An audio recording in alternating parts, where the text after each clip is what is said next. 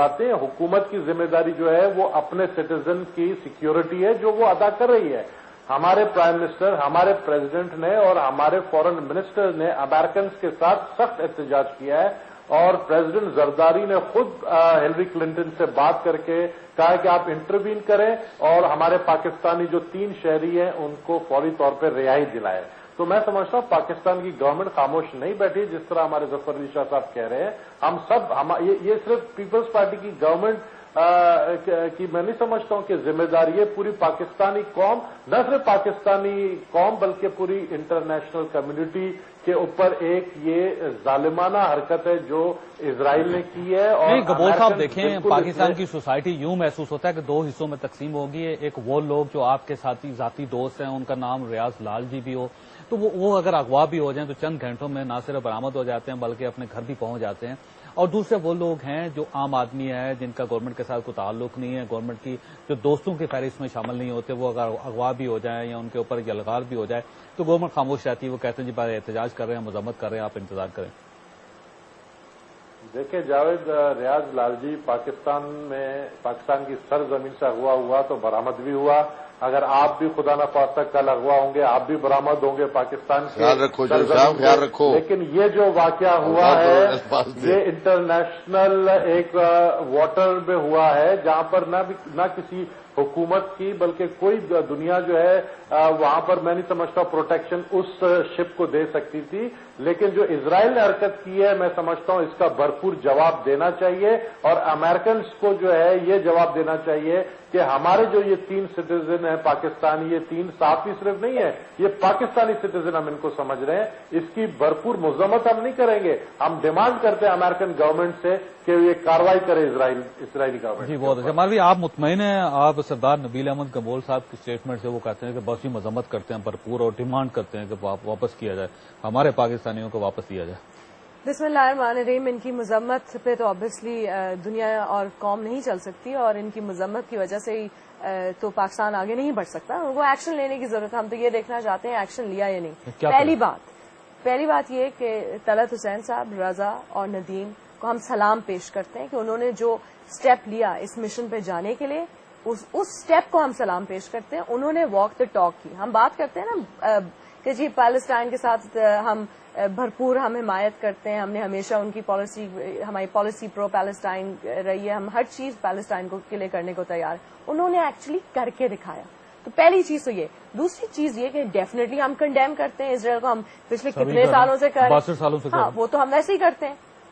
अब बात आती है कि हुकूमत ने क्या अपने सिटीजन्स के लिए इकदामात लिए फौरी तौर पे और रिस्पॉन्सिबल गवर्नेंस और रिस्पॉन्सिबल स्टेटमेंट्स दी अपने अवाम को इन टर्म्स ऑफ इंफॉर्मेशन।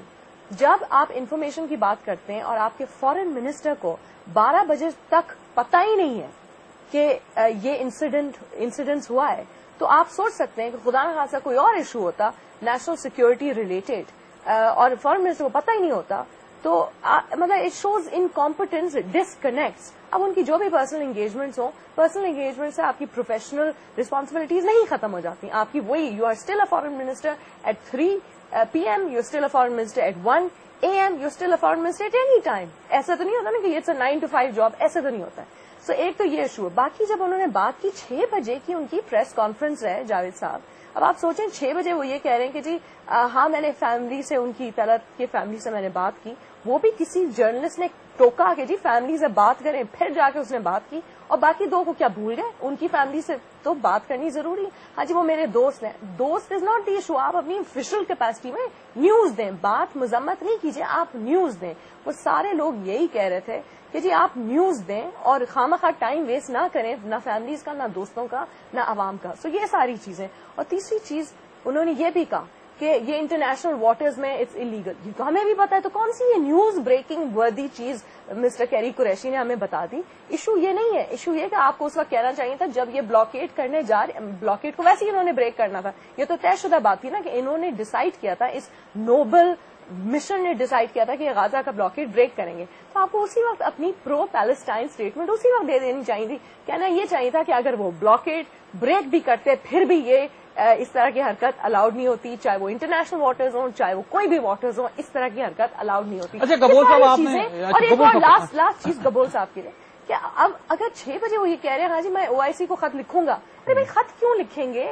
آپ کا منٹ ٹو منٹ قیمتی ہے. اس وقت تک تو ہمیں نہیں پتا تھا نا کہ یہ سارے کے سارے ہمارے بھائی سیف ہیں. اب ہمیں تھوڑا اطمینان ہوا ہے رات کے 10 بجے، اس وقت ہمیں نہیں تھا. تو ابھی وہ خط لکھنے بیٹھیں گے ابھی OIC کو، اس وقت فون کالز ملانی چاہیے. اور ویٹ کر رہے تھے کہ ٹرکش منسٹر جو ہے ہوا سے اتریں گے 3 گھنٹے کے بعد. پھر میں بات کروں گا کہ ٹرکش منسٹر کے علاوہ ان کو اور کوئی نہیں ملا تھا دنیا کے پورے کونے میں.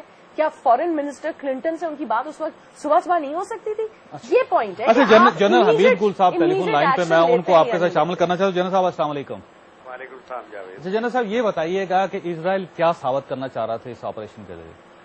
میرا خیال ہے کہ وہ چاہ رہا ہے کہ اوباما کی پالیسیز جو آنے والی ہیں چیز کی طرف اس کے انیشیٹو جو لے رہا ہے اس کو بلاک کر دیا جائے اور ایک دفعہ امریکہ کو ٹیسٹ کیا جائے، کیونکہ یہ مسئلہ جائے گا UN سیکورٹی کاؤنسل کے اندر اور وہاں پہ امریکہ کو پھر ویٹو کرنا پڑے گا. اور امریکہ نے اگر ویٹو کر دیا تو جتنے پیس انیشیٹوز ہیں اوباما کے وہ سارے کے سارے زیرو ہو کے رہ جائیں. تو یہ تو بالکل القاعدہ کی فلسفی کو تقویت دینے کے لیے کام کیا گیا ہے. القاعدہ کی فلسفی یہ ہے کہ یہ ویسے نہیں مانیں گے، ان کے ساتھ لڑائی کرنی پڑے گی. ظاہر ہے کہ اس کا نشانہ ہم بھی ہوئے اور اس دہشت گردی کی جنگ میں جو ظلم ہوا، جو دنیا اپسیٹ ہوئی، جو معیشتیں برباد ہوئی، وہ سب آپ کے سامنے ہیں. لیکن اسرائیل نے ایک ایسا اقدام کیا ہے جس سے پھر ہم کو وہی لا کھڑا کیا ہے جہاں القاعدہ کے وہ جو حامی لوگ ہیں یا ان کی جو فلسفہ ہے یہ پولیٹیکل فلسفی، اس کو تقویت دینے کے لیے اسرائیل نے یہ اقدام کیا. اچھا جنرل صاحب یہ دیکھیے یہ جو ہماری نیشنل پرائیڈ ہے وہ بڑی ایٹ اسٹیک گئی ہے. یہ ہمارے 3 پاکستانی ہیں جس کے لیے گورنمنٹ کی طرف سے کوئی کنسرن ابھی تک خاص کنسرن سامنے نہیں آیا. گورنمنٹ کو کیا کرنا چاہیے اس سارے سلسلے کے لیے؟ یہ ہمارے سلسلے میں تو پارلیمنٹ کا اجلاس فوری طور پہ ایسے موقعوں پہ طلب کیا جاتا ہے اور پارلیمنٹ جو ہے وہ اس کے اوپر، کیونکہ پارلیمنٹ تو بالکل گاؤں شالہ بن کے رہ گئی ہے، اس کا کردار ہی ختم ہے. اب بھائی پارلیمنٹ آئے اور بات کرے اس کے اوپر. آخر وہ سوورن باڈی ہے. یہ مقدمہ چل رہا ہے کہ جی پارلیمنٹ سوورن ہے. کیسی سوورن ہے یہ پارلیمنٹ اور کس کی سوورنٹی کا دفاع کر رہی ہے؟ تو پارلیمنٹ کو یہ کرنا چاہیے. لیکن یہ آج کی داستان نہیں ہے جاوید.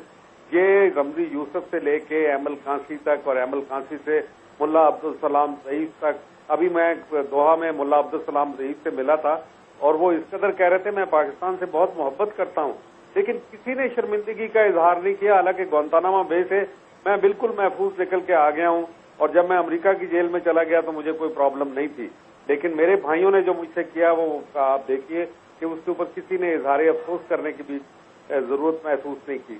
تو یہ ایک بڑی طویل داستان ہے. اچھا لیکن یہ حکومت خائف کیوں ہے جنرل صاحب؟ ہماری حکومت امریکہ سے اسرائیل سے خائف کیوں ہے؟ ہم اس کے سامنے ریئیکٹ کیوں نہیں کرتے؟ ان کو کیوں نہیں بتاتے کہ بھائی ہم آزاد ملک ہیں اور ہم ہمارے لیے قابل قبول نہیں ہے تمہارا یہ انداز؟ یہ بالکل ہمارے پاس تو بہت کلاؤٹ ہے ان کے اوپر. اگر ہم ان کے سپلائی کے راستے بند کر دیں افغانستان کی طرف جو جاتے ہیں تو یہ سوکھے درختوں کی طرح خشک ہو کے اور مر جائیں گے وہاں پہ. میں آپ کو بتاتا ہوں کہ ہمارے پاس ہم کوئی معمولی ملک نہیں ہے، لیکن یہ جو ہمارے کمپیوٹر انٹلیکچوئل نئے پیدا ہوئے ہیں جو ہمیشہ کہتے ہیں وہ جی مارے جائیں گے ہمیں اگر امریکہ نے امداد نہ دی تو یہ ہو جائے گا اور وہ ہو جائے گا، یہ فیصلے نہیں کر سکتے. ہمارے پاس کوئی کمانڈ ڈیسیژن لینے والی پرسنالٹی اس وقت موجود نہیں، نہ حکومت کے اندر اور نہ نہیں. وہ جنرل صاحب ہے تو صحیح، دیکھیے جمہوری حکومت ہے، عوام کے ووٹوں سے حکومت منتخب ہو کر آئی ہے. ظاہر ہے اب یہ ڈیسیژن نہیں کرے گی تو اور ہم حکومت کہاں سے لے کر آئیں گے؟ جی لیکن مطلب ہے کہ it is appearing like it is feeling. Failure ہوتے ہیں نا یہاں پہ. ان کی مورل اتھارٹی ایروڈ ہو رہی ہے دن بدن. پتہ نہیں یہ کیوں نہیں سمجھ رہے. اپوزیشن کی بھی مورل اتھارٹی ایروڈ ہو رہی ہے اور حکومت کی مورل اتھارٹی بھی ایروڈ ہو رہی ہے. لیکن ان کو اس کی پرواہ نہیں ہے. اس کا نتیجہ آپ کے سامنے آ جائے گا. پھر وہ ماؤ تنگ والا جو ریولوشن ہے وہی ایک آنسر رہ جائے گا انفارچونیٹلی، کیونکہ لوگ تو اب بہت تنگ آ گئے ہیں. بجٹ کا معاملہ ہو، صحیح بات، پرسنل کا معاملہ. جنرل صاحب آپ کا خیال یہ ہے کہ بیسیکلی جو ہماری قوم ہے وہ انقلاب کی طرف جا رہی ہے؟ جنرل صاحب میں نے یہاں پہ ایک چھوٹی سی بریک لینی ہے. میں آپ کا بہت زیادہ مشکور ہوں کہ آپ نے بڑا قیمتی وقت دیا اور خواجہ جنرل صاحب کو یہ کہنا تھا کہ یقیناً جو ہے انقلاب کی طرف جا رہے ہو. شاید انقلاب ہی اب اس ملک کو بچا سکتا ہے، ہماری وہ نیشنل پرائڈ جو اس کو سیکیور کر سکتا ہے. آئی ڈونٹ نو کہ یہ بات درست ہے یا غلط ہے. میں نے اپنے پینلسٹ جو ان سے بھی یہ بات ڈسکس کروں گا کہ ہم اپنا قومی وقار جو اس کو کیسے بحال کر سکتے ہیں. لیکن یہاں پہ لیں گے چھوٹی سی بریک کے بعد واپس آتے ہیں.